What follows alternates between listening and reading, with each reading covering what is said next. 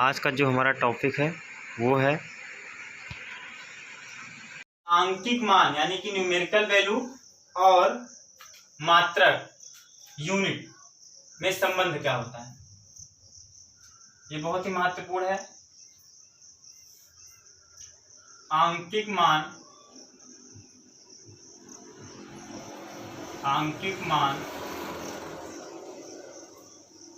Numerical value व मात्रक यानी कि यूनिट मात्रक में संबंध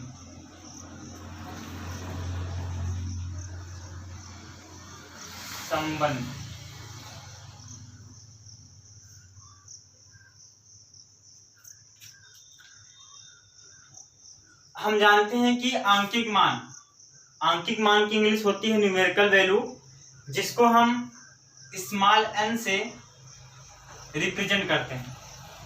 तो मात्रक की यूनिट होती है मात्रक की इंग्लिश होती है यूनिट, इसको हम स्मॉल u से रिप्रेजेंट करते हैं। अब हम एक उदाहरण एक एग्जाम्पल के माध्यम से समझेंगे कि आंकिक मान और मात्रक में संबंध होता क्या है। जैसे कि मैं आपको एग्जाम्पल दूं, जैसे मान लीजिए आप कि हमें इस कमरे की लंबाई निकालनी, इस कमरे की जहां हम पढ़ा रहे हैं इस कमरे की लंबाई क्या है। तो सपोज कर लीजिए कि इस कमरे की लंबाई मान लीजिए कि 10 मीटर। कितना है?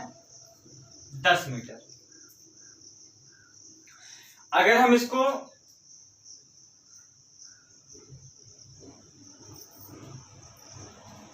या 10 किलोमीटर मान लीजिए, कमरा इतना बड़ा होगा नहीं, मान लीजिए किसी सड़क की लंबाई 10 किलोमीटर। अगर हम इसको मीटर में चेंज करेंगे तो ये हो जाएगा 10,000 मीटर।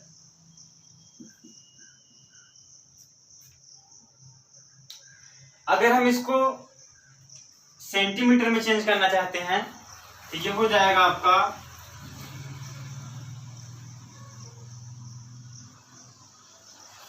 10 लाख सेंटीमीटर।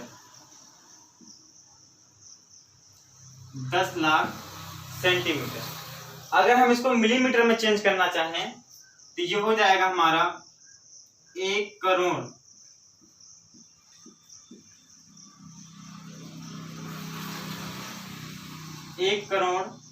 मिलीमीटर।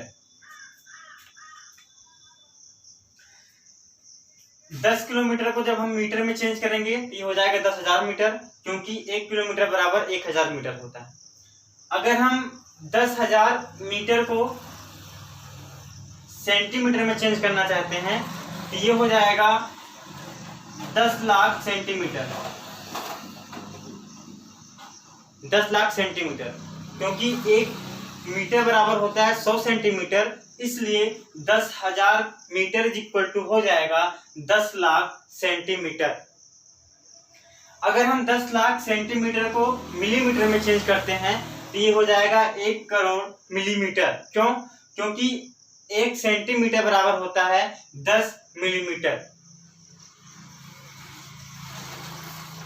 अब हम देखते हैं कि आंशिक मान और मात्रक में संबंध होता क्या है।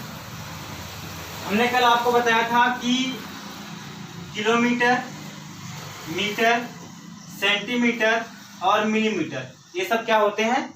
यूनिट होते हैं, मात्रक होते हैं। और हमने आपको ये भी बताया था कि मात्रक के सामने जो संख्यात्मक मान लिखा होता है उसे हम न्यूमेरिकल वैल्यू या आंकिक मान के नाम से जानते हैं। अब हम अगर ध्यान से देखते हैं, ये आपका आंकिक मान हो गया यानी कि न्यूमेरिकल वैल्यू। जितने भी नंबर लिखेंगे गए हैं ये क्या है? न्यूमेरिकल वैल्यू है।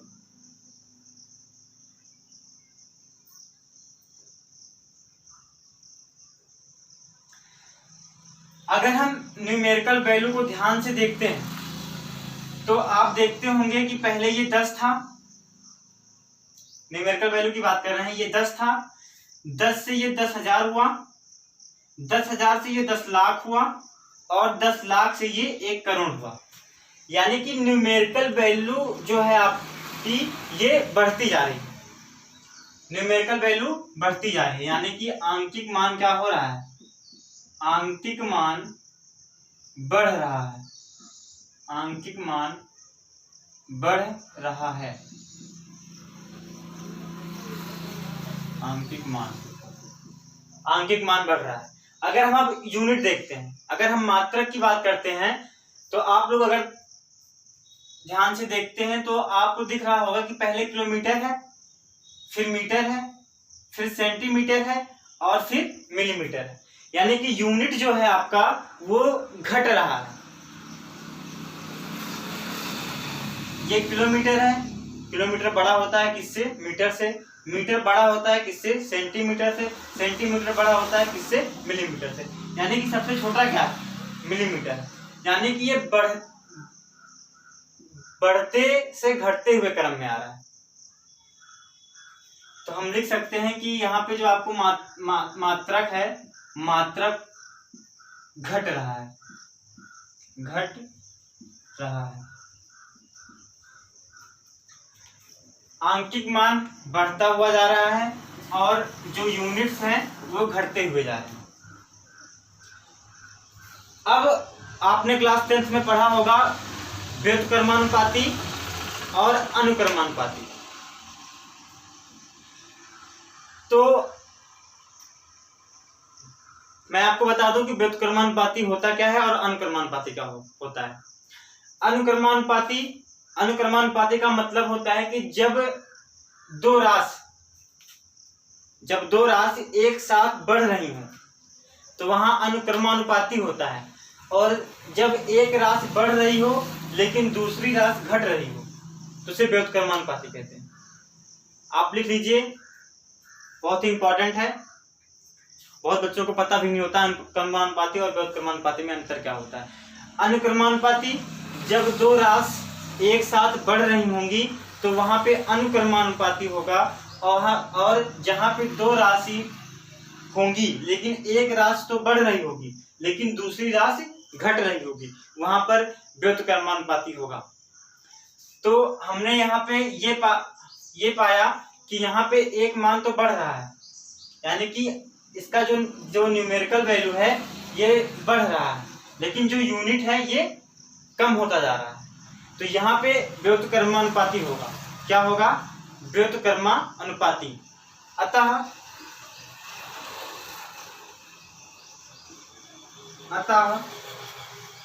हम लिख सकते हैं क्या,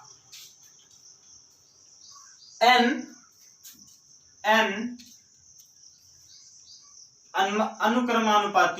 व्युत्क्रमानुपाती का सिंबल होता है u। क्या लिख सकते हैं कि n व्युत्क्रमानुपाती u की। क्यों, क्योंकि यहाँ पे आप देख रहे होंगे कि n जो है वो तो बढ़ रहा है, लेकिन जो आपकी यूनिट्स हैं यानी कि मात्रक वो क्या हो रहे हैं, घटते हुए जा रहे हैं।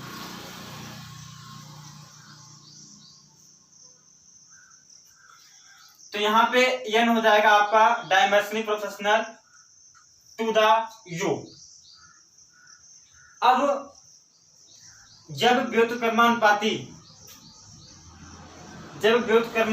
का सिंबल हटाते हैं, यानी कि n इज इक्वल टू, जब हम व्युत्क्रमानुपाती का सिंबल हटाते हैं तो वहां पे हम क्या लिखते हैं, k।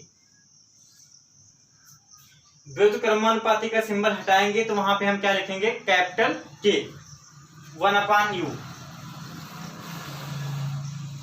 अच्छा, K होता क्या है, जैसे कि n हो गया न्यूमेरिकल वैल्यू, u हो गया यूनिट। अब K क्या है, K का मतलब होता है कांस्टेंट यानी कि नियतांक।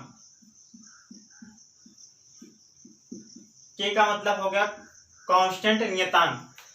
ध्यान दीजिएगा, K की वैल्यू कभी भी बदलेगी नहीं, K की वैल्यू कभी भी किसी भी कीमत पर बदलेगी नहीं, क्योंकि के क्या होता है, कांस्टेंट होता है, नियतांक होता है, और जो नियतांक होता है उसकी वैल्यू कभी भी चेंज नहीं होती, बदलती नहीं है। अब हम लिख सकते हैं K is equal to N U के। क्या लिख सकते हैं, K is equal to N U के, क्योंकि जो K है, K की वैल्यू कभी भी बदलेगी नहीं।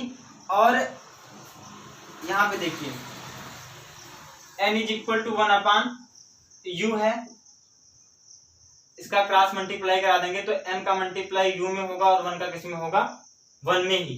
तो ये हो जाएगा आपका nu, और किसके इक्वल होगा, k। क्यों, क्योंकि k का मान कभी भी बदलता नहीं है।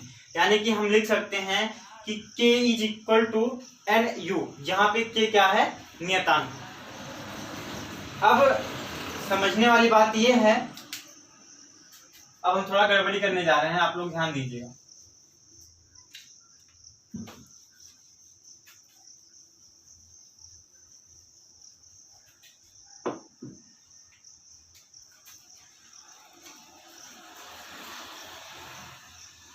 देखिए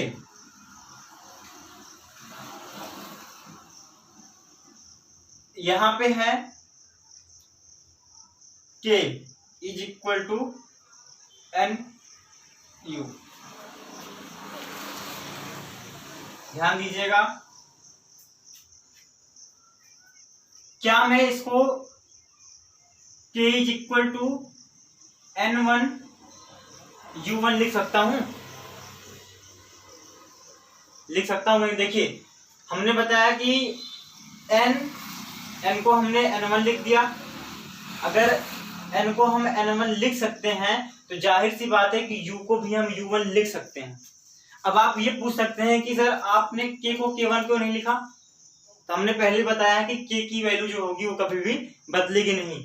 हम अगर n को n2 लिख रहे हैं तो u को भी u2 लिख सकते हैं, लेकिन k का मान हमेशा वही रहेगा, k को हम k ही लिखेंगे।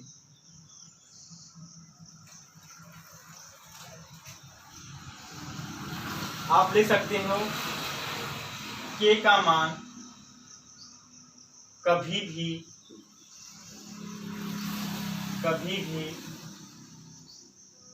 बदलेगा नहीं,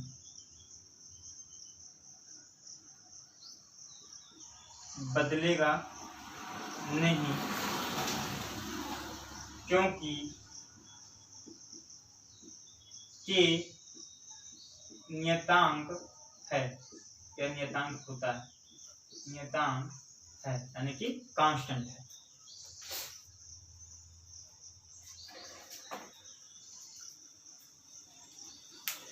अब हम आपको एक एग्जांपल दे रहे हैं। मान लीजिए